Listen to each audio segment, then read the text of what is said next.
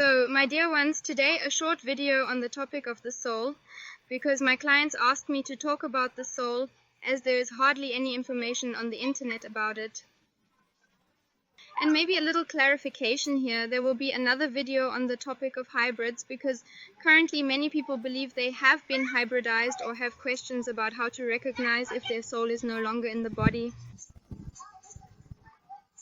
And here perhaps a very brief introduction. If you want to know what it feels like to have a soul in the body, then please look at the children, especially the children we had in our childhood, when there were no digital toys, when we spent all our time with nature, watched the sky, dreamed, were cheeky, crossed boundaries, played pranks on teachers at school, and simply, yes, when parents said no, we had to cross the line 3 more times.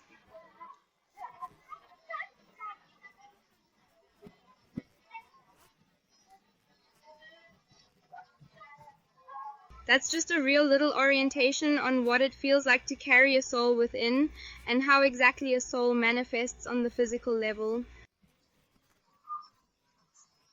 By the way, we cannot assume that everything we encounter on Earth, whether it's matter, plants, or people, is ensouled. So it may be that you come into the world with your soul and are just a normal child like before. By the way, children didn't like eating raw food. They preferred snacks, fries, potatoes, or simple foods, often not eating anything at all.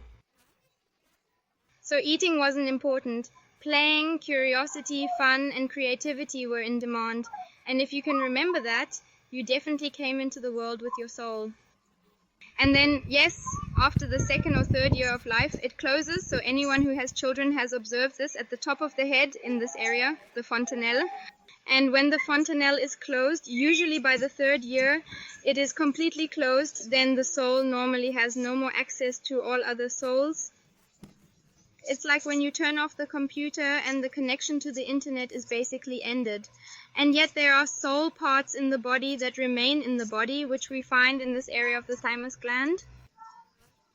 Not in the heart chakra, not yet in the throat chakra, but in between, which we often protect when we are startled. Then we say, oh dear, what just happened? And want to keep our soul in the body. And that's also a good sign that we intuitively already know exactly where the seat of our soul is. And this soul is, as you already feel, skittish. So in big situations like riding a carousel, roller coasters, it definitely drives the soul out of the body if it believes you won't survive it anyway, because this tingling in the stomach that happens then, you can actually find out how it feels when the soul is out. You get a bad feeling beforehand. Also, shock situations or stressful situations while driving, accidents and so on, can cause your soul to leave the body. Normally, if there are no negative attacks, the soul naturally comes back.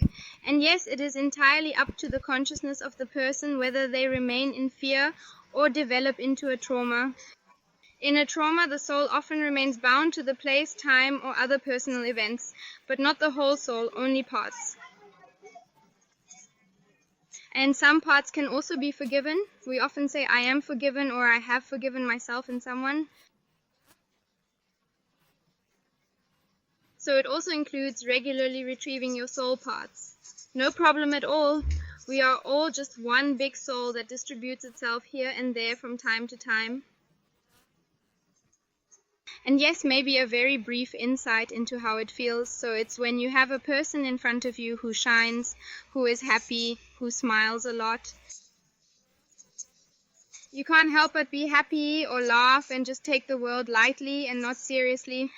The adults and everything that goes with it are there with the little ones as well as the big ones. And I have made a little compilation about souls, how it feels in humans, also in adult humans. I can now very well distinguish whether I am dealing with an ensouled person or not. Whether they may have lost too many soul parts in the past and only the remaining copy of it is present in them, in their aura, in their mind. So often people, when they are no longer ensouled, cannot remember the most beautiful moments in their lives. So when I ask in the seminar, yes, can you remember a moment in your life that deeply touched your soul, that made you so happy that you can't find words for it?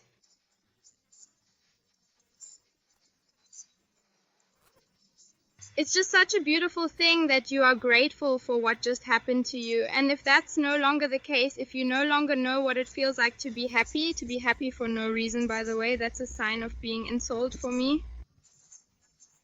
Then so many soul parts have been given to the aforementioned things, which you can of course also retrieve at any time in self-empowerment with the help of my mental, emotional help and intentions. By the way, you don't need to call spirits from the astral world or summon any gods, which are also just stuck soul parts of the pre-incarnated masters in the astral plane, in my opinion, because I definitely don't intend to get stuck in the astral plane. When I'm done here, I'm done. And if we get stuck, then we naturally have to perform karmic services down here on Earth. That means they haven't let us go. Okay, so maybe just a little compilation here. So I've observed that when people are ensouled, they stand out strongly. They stand out from the crowd. Unfortunately, there are very, very few today. So most of the crowds we encounter today are trapped in repetitive patterns of their reptilian brain. They no longer know why they are doing it. They are frustrated while doing it. They always feel like they have to work something off and they don't live in the now. They are somewhere either in the past, in the future, but they are constantly doing things that are not in the now. 2001. So when they eat, they already think about what to do next. And when they walk, they talk to others instead of focusing on walking or just being. And over the years, they've often forgotten how to do this. And this video is meant to help you find your way back to yourself and see where you stand. Because that's the question I get asked the most. Am I still soulful or am I already a hybrid? Like a robot program that just runs the programs inside me but doesn't really evolve. 2001, yes, and that. So there's another short video about hybrids. Now, just very briefly, you recognize your soul by being extreme individualists. So if you've always been noticeably individual at work or at home, and no one really knew what to do with you because no matter which group you joined, you liked being with them, but you still felt, no, that's not really me.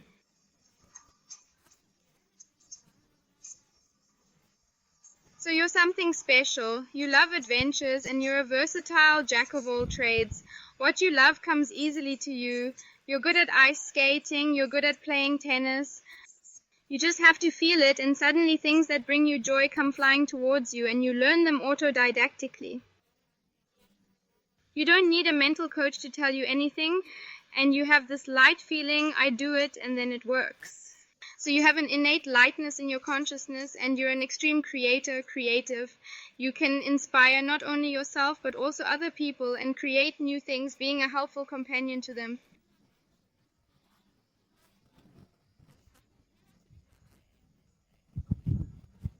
Yes, you're often reliable, exude a lot of charisma as a soul, and are emotionally intelligent. So it's just like this. Anyone can tell you what they've just experienced, but you feel it much more than you listen to what they're saying.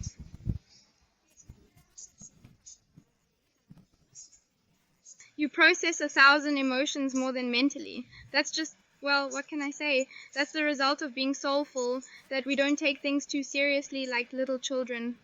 It goes in one ear and out the other, but when we feel it's really critical, then suddenly we take things seriously and can deal with the situation differently. They are often helper souls. So the soulful ones don't really have any demands on themselves. They are unconditionally there for others, which can lead to a huge sacrifice. You have to be careful, but they always just have this desire to be there for others. It fulfills them more than being there for themselves. And they love, by the way, it's a very distinctive sign. Souls love children. So I want to say again, no matter if these children have just made a mess or if they've stolen an apple from you or whatever, just 2001. You find them cute, you find them adorable, they can mess up the floor, I'll just say it. You still laugh because you just can't be mad at these children. But I don't want to talk about today's children. So the children who are here today are just not the ones I know from my childhood or who were around in the last 10 years. I don't know what's going on out there, but all sorts of things are coming into the bodies because the parents often don't have as many soul parts available or have already left astrally and another entity is taking over the body astrally.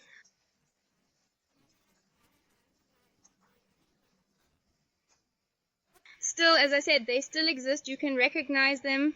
And yes, you love plants and animals and nature, so lipstick and painted nails are really only needed by a hurt and wounded ego that hasn't received love somewhere and constantly seeks attention because the soul knows it's right as it is. And it doesn't question itself. You simply trust yourself as you are. And you know that everyone else out there is also exactly right. There's no doubt that anything could be wrong with other people. You don't even believe in darkness or evil because it's just beyond any imagination.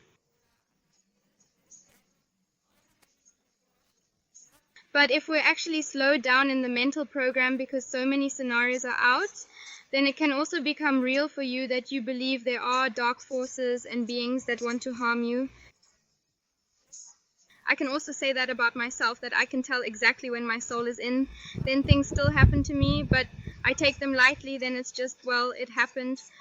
It's not so bad if the car hit the fence. Yes, hello, then it is what it is. But when my soul is out, then I think this can't be true.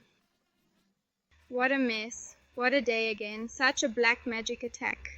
So these are the signs when you take things too seriously, then the soul is no longer in your body. Often the souls to continue are always full of joy of life.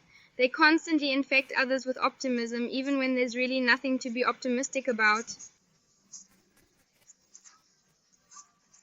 But they still find something. And they can be good alone, so they like being around people, but they also love just being alone in silence because they need to feel their soul from time to time. And souls love order. It's also a big difference. Yes. Everything from the animal kingdom doesn't care about order. You can see that. They don't need cleanliness. But natural order is essential. Yes, then the souls are often naturally beautiful people. No matter what you dress them in or where they are, even in a potato sack, they still look great.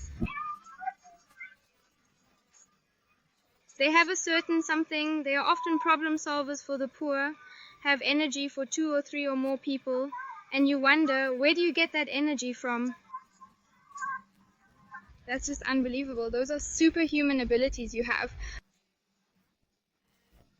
They don't live in lack, they live in inner abundance and therefore constantly receive abundance externally. And they constantly have compassion for everything and everyone. With pity, you can easily get them to do things. As a soul, you have to learn to set boundaries. It was really hard for me to just say no. Yes, we have to do that when there are boundaries for souls. We can't give unlimited energy if we move out of our bodies because we constantly put our soul parts into other people, energy programs, or the matrix if we don't regularly reconnect with our soul. And the souls want to please everyone and everything. They want peace. They never want to argue. And they are revolutionary. They have groundbreaking, even economic ideas. They are self-taught, have endless interest in extraterrestrial things, are very imaginative, especially in childhood, and always feel like they don't quite belong on this earth because many things didn't happen here.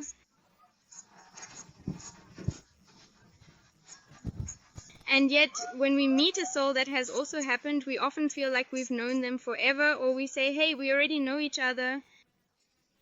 Or you feel like time flies when you talk to such a soul.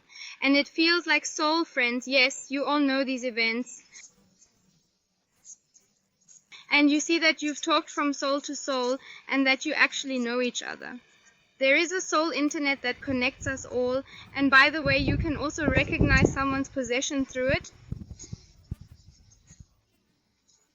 That sounds a bit funny now, but they are constantly surrounded by energy vampires and energy suckers who just won't stop asking questions, calling and constantly wanting something from you for the most trivial things.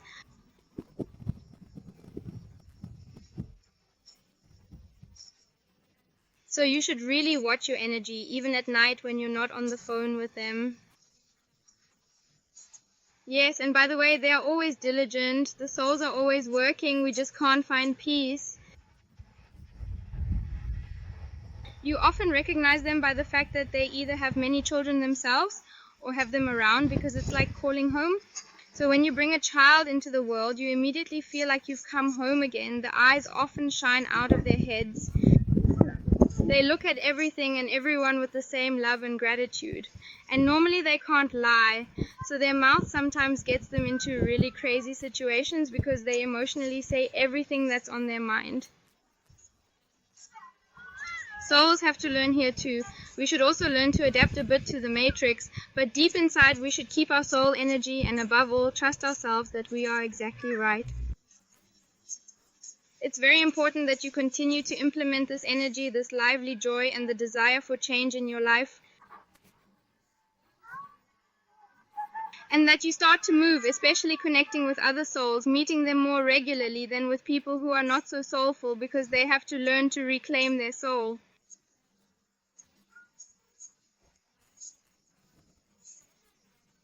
So it's no longer necessary to give others your soul parts, but you can gladly offer them help. There's a 10-minute rule. For 10 minutes, just give them a quick tip on what they can do for themselves. And souls, by the way, this is just one last example. There are countless more, but for today, I just want to end the topic. Souls, can you just say something briefly? And they say, yes, I understood immediately. I'll do it right away. There's no ifs or buts. They don't argue with you. They're just immediately grateful and say, thank you for saying that. Meanwhile, oh, that doesn't fit me at all. And, and I don't know, can you explain it more clearly? So then you realize you're not communicating on a soul level, and maybe another time would be better to talk to that person again. But there are always changes here too. I've noticed that on sunny days, especially in Europe, people are much more full of life and more soulful than in autumn or on gray days. And you should just be careful not to give too much space to your consciousness and also to the spirits that are just around us all the time. And also try to be in the soul space a lot on dark days, meeting your soul. And in my seminars, I give a lot of guidance on how to nourish your soul or make light food. And the most important thing is, of course, to practice connecting with your soul, to train and re-establish it so often that you don't even know you've grown bigger and older, that you still feel like your little cheeky, spoiled child. And yes, in that sense, break all the rules out there as long as you don't harm anyone. And yes, I'm excited to see you or join you and just let a bit of this cheeky soul energy rub off on you. Yes, and yes, as I said, just go to our website, check out where we'll be on tour next, and you might also see in the background that I'm in a very soulful place in Costa Rica. Here, people don't just say something boring like, good day, how are you? Instead, they say pura vida. That means I wish you lots of luck, health, joy, and vitality for your whole life. And yes, maybe it also means stay one with your soul. I kind of feel that when they all smile at me here and don't look at me weirdly because I'm dressed in white, but here you are truly seen. Yes, that's what souls do, by the way. They see you in their hearts and don't look at you mentally. And in that sense, I see you. See you soon.